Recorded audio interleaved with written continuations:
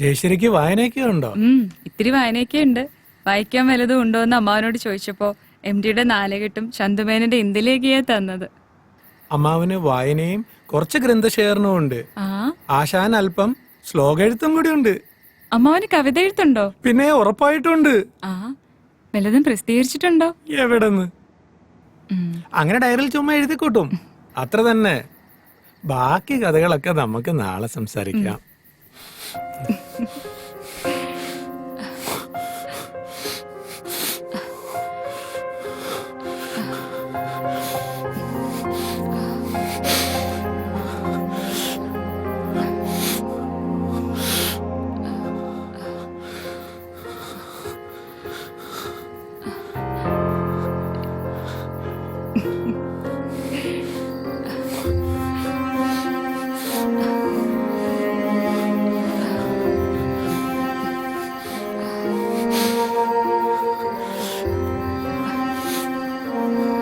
എന്താ?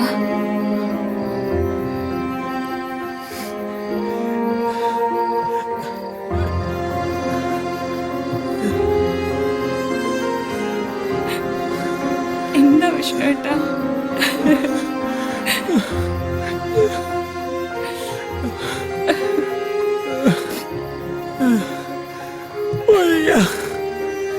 ശരീരം തളരുന്ന പോലെ.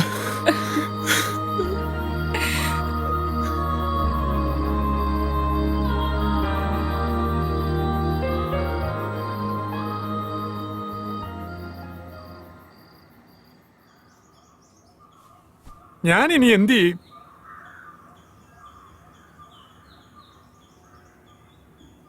അവളുടെ മുഖത്ത് നോക്കാൻ എനിക്ക് ഭയം തോന്നുന്നു. എന്തോ നഷ്ടപ്പെട്ടതുപോലെ, എല്ലാം കൈവിട്ടതുപോലെ. എടാ, നീ ഇങ്ങനെ നിരാശനായാലോ?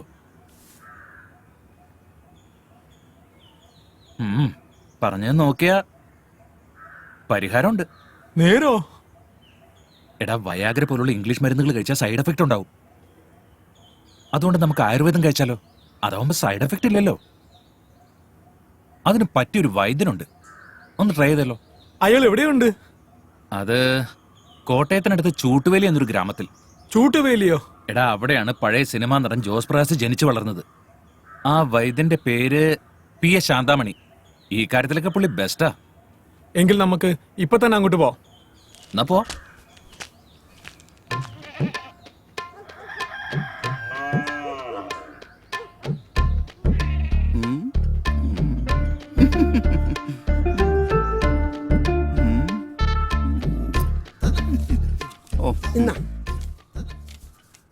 അരി 2 കിലോ, മുളക് പൊടി 250 ഗ്രാം, മല്ലിപ്പൊടി 150, ഉപ്പ് 1 പാക്കറ്റ്, ചിക്കൻ 2 കിലോ. അയ്യോ വൈദ്യരെ, ഇത് മരുന്നിന്റെ കുറിപ്പല്ലത്.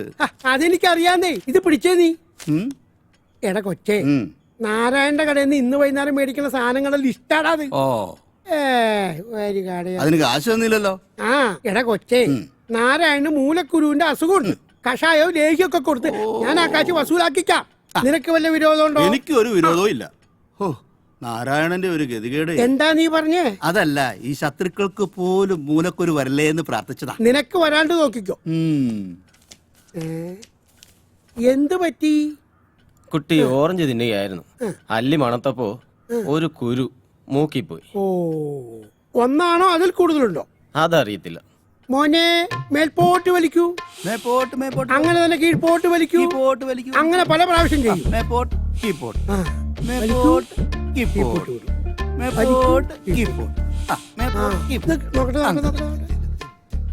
അയ്യോ, ഒരു മേപ്പോട്ട് കയറിപ്പോയി നെറുകയിലേക്ക്. ഇനി ഒന്നും പേടിക്കാനില്ല. നേരെ മെഡിക്കൽ കോളേജിലേക്ക് കൊണ്ടുപോകും. സമയങ്ങളെ സമയങ്ങളെ. വതിരെ, എന്റെ മുഖം മുഴുവൻ കാരയാ. ഇത് മാറാൻ ഒരു മരുന്നതാ. എന്താ നിനക്ക് ഇത്ര സുന്ദരക്കുട്ടപ്പനാവാനുള്ള താല്പര്യം? എനിക്കൊരു പ്രേമുണ്ട്. കാര കാരണം അവളെ അടുക്കുന്നില്ല. ഓ, മോനൊരു കാര്യം ചെയ്യേ, ഈ കൈയും കൂടെ മറ്റേ പിടിച്ച് ഇത് കൊണ്ടുപോയി അവളെ വിചാരിച്ച് മുഖത്ത് വെട്ടുക. നിന്റെ കാര്യം പോവും, അവളെ നിനക്ക് സ്വന്തമായിട്ട് കിട്ടുകയും ചെയ്യും. എന്താ പോരെ? കാശ് നോക്കുന്നില്ല വൈദ്യരെ. എന്നാ ശരി. കാര പോയില്ലേലും അവള് പോകുന്നുള്ള ഉറപ്പാ. ആര് പോയാലും നിനക്കെന്താടാ? അതെ, ഞാൻ വിളിച്ചു പറഞ്ഞ ആള് വന്നിട്ടുണ്ട്. ആ വിളിക്ക് വേഗം വാ. വിളിക്ക്. ഇരിക്കും. ഇത് നമുക്ക് ശരിയാക്കി എടുക്കാം. 12 മാസം കഴിക്കാനുള്ള മരുന്ന് ഞാൻ തരാം. ആഹാരത്തിന് ശേഷം 3 നേരം. ഓ. ഇനിയുള്ള കാര്യമാണ് നിങ്ങൾ ശ്രദ്ധിക്കേണ്ടത്. നിങ്ങളുടെ ഭാര്യ കൂടെ സഹകരിച്ചാലേ ഇതിന് പരിഹാരം ഉണ്ടാക്കാൻ പറ്റൂ. അതെ അതെ ഇനിയുള്ള 12 മാസം നിങ്ങളുടെ ഭാര്യയായിട്ട് ബന്ധപ്പെടാൻ പാടില്ല. എന്ന് വെച്ചാൽ പരസ്ത്രീകളുമായിട്ട് ബന്ധപ്പെടാമെന്നല്ല, ആരുമായിട്ട് ബന്ധപ്പെടാൻ പാടില്ല. പിന്നെ ലഹരി ഉപയോഗം വേണ്ടാന്ന് വെക്കണം. ഇതിനെല്ലാം റെഡി ആണെങ്കിൽ നാളെ മുതൽ ഞാൻ മരുന്ന് തരാം. അത് തന്നെ. ആ ശരി. ആ ശരി ഓക്കെ ശരി, വൈദ്യരെ. ശരി വൈദ്യരെ. ശരി എന്തേടാ എന്തേ ഞണ്ണണ്ടേ അപ്പ എടാ ഞണ്ണണ്ട്. എടാ കൊച്ചേ, ഓ നീ അകത്ത് പോയിട്ട് ആ വിപ്ലവാശി എടുത്തുകൊണ്ട് വാ. ആ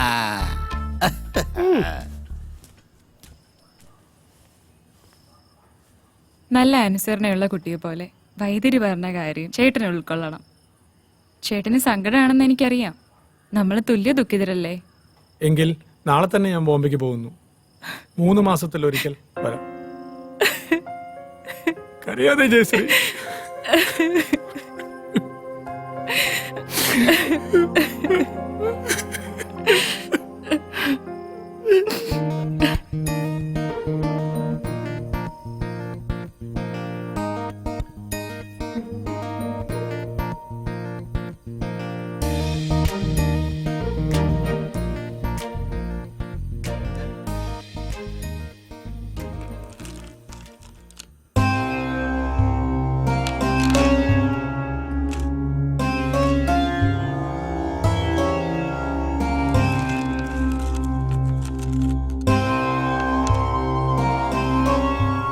നാളെ കാണാൻ പോകുന്ന പെൺകുട്ടിയുടെ പേരെന്താന്നാ പറഞ്ഞേ?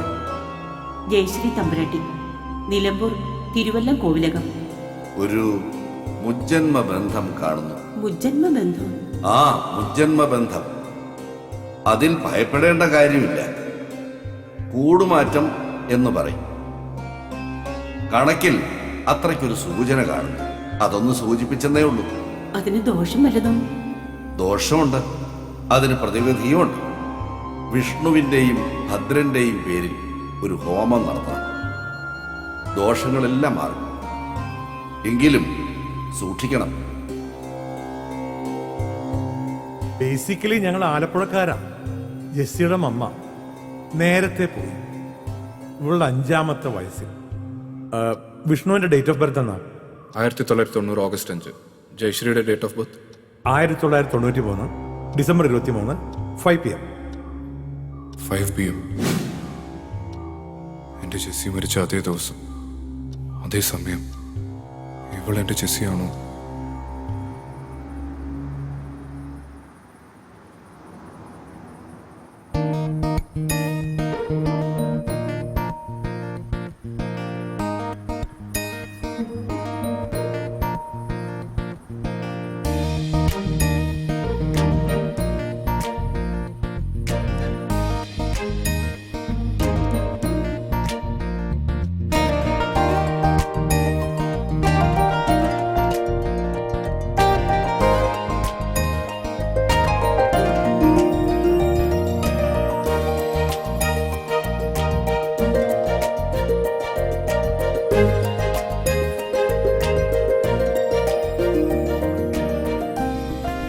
Mister Bhadran, thank U.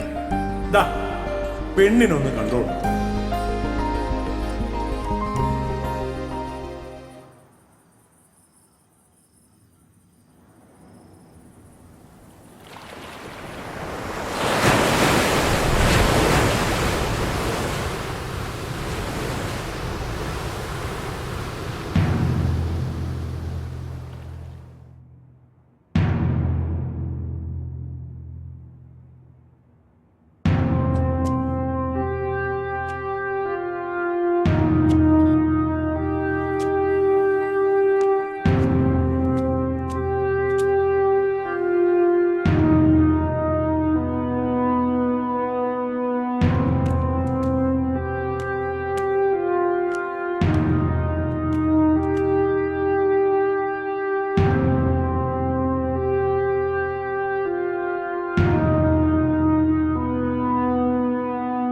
ആ കൊച്ചിന്റെ കല്യാണം കഴിഞ്ഞു മോനെ.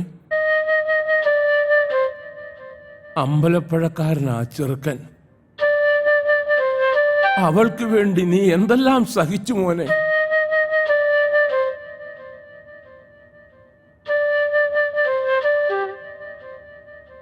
ഇത് പറയാനാണോ അങ്ങോട്ട് വന്നത്?